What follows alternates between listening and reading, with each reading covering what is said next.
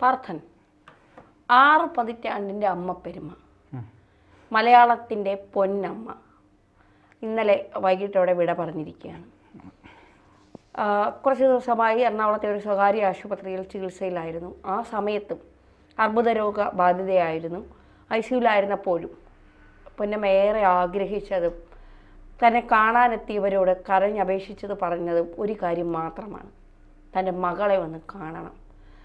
അമ്മയ്ക്ക് തന്നോട് സ്നേഹമില്ല എന്നെപ്പോഴും പറഞ്ഞിരുന്ന മകൾ സ്നേഹത്തിന് കണക്ക് പറയാൻ പറ്റില്ല എന്ന് പറഞ്ഞ അമ്മ. പലപ്പോഴും അങ്ങനെയാണ് നമ്മൾ കണ്ടിട്ടുള്ളത്. ഒരു പരാതികളും പരിഭവങ്ങളും ഒന്നുമില്ലാതെ സ്നേഹം മാത്രം നിറച്ചുകൊണ്ട്, എല്ലാവരിലും സ്നേഹം മാത്രം പകർന്നുകൊണ്ടാണ് കവിയൂർ പൊന്നമ്മ യാത്രയായത്. എന്താണ് പറയാനുള്ളത്? സത്യത്തിൽ നമ്മളെല്ലാം സിനിമ കാണുന്ന സമയത്ത് ഒരു അമ്മ കഥാപാത്രം എന്ന് പറയുമ്പോൾ, അല്ലെങ്കിൽ അമ്മ എന്ന് പറയുമ്പോൾ, അല്ലെങ്കിൽ മലയാളികൾക്കിടയിലേക്ക് അമ്മയ്ക്ക് എത്രമാത്രം വാല്യൂ ഉണ്ട് എന്നുള്ളത് നമ്മൾ പറയേണ്ട കാര്യമില്ല. മലയാളികൾ മാത്രമല്ല, ലോകത്തുള്ള എല്ലാ ആളുകൾക്കും അമ്മ വലിയൊരു കാര്യം തന്നെയാണ്. അപ്പോൾ അമ്മ എന്ന്, മലയാള സിനിമയിലെ അമ്മ എന്ന് പറയുമ്പോൾ അത് കവിയൂർ പൊന്നമ്മയെ കഴിച്ചു വെച്ചിട്ടേ വേറെ ആരുമുള്ളൂ. സുകുമാരി അമ്മയുണ്ട്, മറ്റൊരുപാട് ആളുകളുണ്ട്, മീനയുണ്ട്.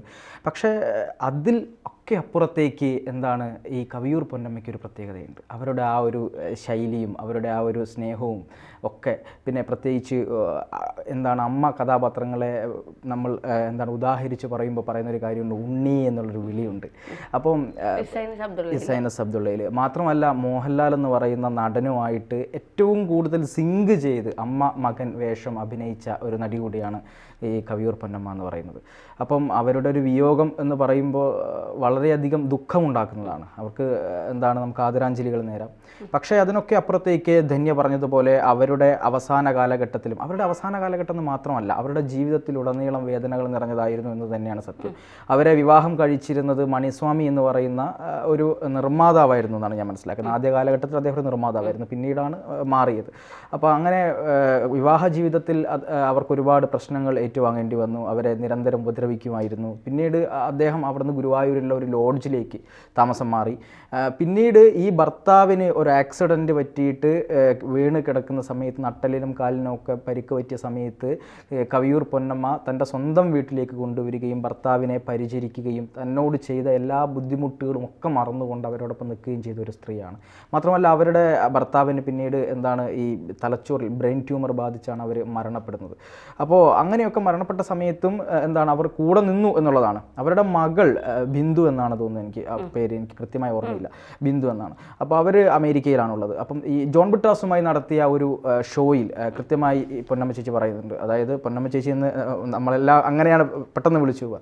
അവർ പറയുന്നുണ്ട്, നമ്മുടെയൊക്കെ അമ്മയുടെ പ്രായമുള്ള ആളാണ്. അപ്പം അവർ പറയുന്നൊരു കാര്യമുണ്ട്, എൻ്റെ മകൾ പലപ്പോഴും പറയുന്നൊരു കാര്യം, ഞാൻ അവളെ സ്നേഹിച്ചിട്ടില്ല എന്നുള്ളതാണ്. പക്ഷെ തെറ്റായിരുന്നു. കാര്യം അവൾക്ക് മുലപ്പാൽ കൊടുക്കാൻ 8 മാസത്തോളം മാത്രമേ മുലപ്പാൽ കൊടുക്കാൻ പറ്റിയിട്ടുള്ളൂ. പക്ഷെ അതെന്തുകൊണ്ടാണെന്ന് വെച്ചാൽ, ഞാൻ ജോലിക്ക് പോയിട്ടില്ലെങ്കിൽ എൻ്റെ വീട്ടിൽ അരി വെക്കാൻ അല്ലെങ്കിൽ ഭക്ഷണം കഴിക്കാൻ പറ്റുമായിരുന്നില്ല. അത് മനസ്സിലാക്കാത്തതിനപ്പുറത്തേക്ക് ഞാൻ എന്താണ് പറയേണ്ടത്? പക്ഷേ എനിക്ക് സ്നേഹമില്ല എന്ന് മാത്രം പറയരുത് എന്ന് പറഞ്ഞിട്ടുണ്ടായിരുന്നു. പക്ഷെ അവർക്കിടയിലുള്ള മറ്റു ബുദ്ധിമുട്ടുകളൊന്നും നമുക്കറിയില്ല. പക്ഷേ കവിയൂർ പൊന്നമ്മ ഒരുപാട് കഷ്ടപ്പെട്ടുകൊണ്ടാണ് മലയാള സിനിമ രംഗത്ത് വന്നത്. തൻ്റെ ജീവിത പ്രശ്നങ്ങളും കാര്യങ്ങളും ഒക്കെ അത് ആ ഒരു വെല്ലുവിളികളെല്ലാം അതിജീവിച്ചുകൊണ്ട് അവർ മലയാള സിനിമയ്ക്കകത്ത് എന്താണ്, ആരും നൽകാത്ത രീതിയിൽ സംഭാവന അവർ നൽകി. പക്ഷേ ആ മകൾ ഇപ്പോഴും അവർ തമ്മിൽ എത്രത്തോളം ബന്ധമുണ്ട് എന്ന് എനിക്കറിയില്ല. പക്ഷേ മരണക്കിടക്കയിൽ കിടക്കുന്ന സമയത്ത് മകളെ ഒന്ന് കാണണമെന്നുള്ള ആഗ്രഹം അവർ പറഞ്ഞു. അവർ വന്നു.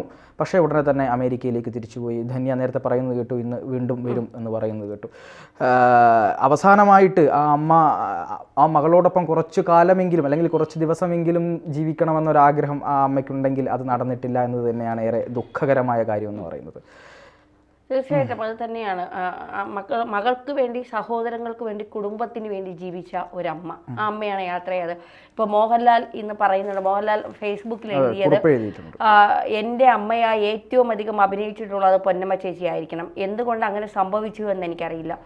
ഏതോ നിമിത്തമാവാം എന്നിലേക്കൊഴുകിയ സ്നേഹത്തിൻ്റെ നിലയ്ക്കാത്ത ധാരയാണ് പൊന്നമ്മ ചേച്ചി വിട പറഞ്ഞപ്പോൾ മുറിഞ്ഞു പോയത്. അമ്മ മരിച്ചതുപോലെ തന്നെ എനിക്ക് സങ്കടം വരുന്നു.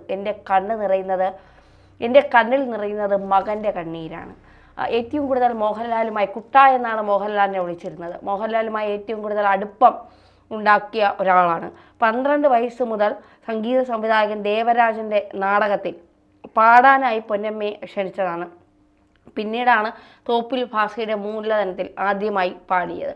എന്തായാലും നമ്മുടെയൊക്കെ മനസ്സിൽ നേരത്തെ പറഞ്ഞതുപോലെ തന്നെ അമ്മ എന്ന് പറഞ്ഞാൽ ഏത് പ്രതിസന്ധി ഘട്ടത്തിലും ഒപ്പം നിൽക്കുന്ന, ഇപ്പോൾ കിരീട സിനിമയിൽ എൻ്റെ ജീവിതം തന്നെ കൈവിട്ടു പോകുന്നു അമ്മ എന്ന് മോഹൻലാൽ പറയുമ്പോൾ കവിയൂർ പൊന്നമ്മ തിരിച്ച് ദയനീയമായി നോക്കുന്ന ഒരു കാഴ്ചയുണ്ട്. അത് ഏതൊരമ്മയ്ക്കും ആ സമയത്ത് മകൻ പറയുമ്പോൾ അങ്ങനെയേ അവനെ നോക്കാൻ കഴിയുമെന്ന് നമ്മളെ പഠിപ്പിച്ചു തന്ന ഒരാൾ. മക്കൾക്ക് ഒരു സങ്കടം വരുമ്പോഴും ദുഃഖം വരുമ്പോഴും അവരൊറ്റപ്പെടുത്തുമ്പോഴും ഒക്കെ വേദനിക്കുന്ന അമ്മയുടെ ഒരു പ്രതീകം. അങ്ങനെ ഒരുപാട് കഥാപാത്രങ്ങൾ നമുക്ക് കാണിച്ചു തന്ന ഒരമ്മ, വട്ടപ്പൊട്ടും ചിരിക്കുന്ന മുഖവും ഒക്കെയായി മലയാളികൾക്കിടയിലേക്ക് കടന്നു വന്ന് പിന്നെ പ്രായത്തിൽ മുതിർന്നവരുടെ ഒക്കെ അമ്മയായി അതിനുശേഷം ഇപ്പം വിട വാങ്ങുമ്പോഴും ഏറെ ദുഃഖം എനിക്ക് തോന്നുന്നു മകളെ ഓർത്ത് മാത്രമായിരിക്കണം. അത് മകൾ സാമ്പത്തികമായി ഭദ്രതയല്ല എന്നോർത്തായിരിക്കില്ല. അവൾ കൂടെയില്ലല്ലോ, ഒറ്റ മകളേ ഉള്ളൂ. ഭർത്താവിൽ നിന്ന് അവർക്ക് സന്തോഷകരമായ ഒരു ജീവിതം ഉണ്ടായിട്ടില്ല, മകളിൽ നിന്നുണ്ടായിട്ടില്ല. അപ്പോൾ അവർ പറഞ്ഞതുപോലെ അഭിനയിച്ചത് സിനിമയിൽ മാത്രമാണ്, ജീവിതത്തിൽ അഭിനയിക്കാത്തത് കൊണ്ടായിരിക്കാം ഒരുപാട് പ്രശ്നങ്ങളെ അവർക്ക് അഭിമുഖീകരിക്കേണ്ടി വന്നത് എന്ന്.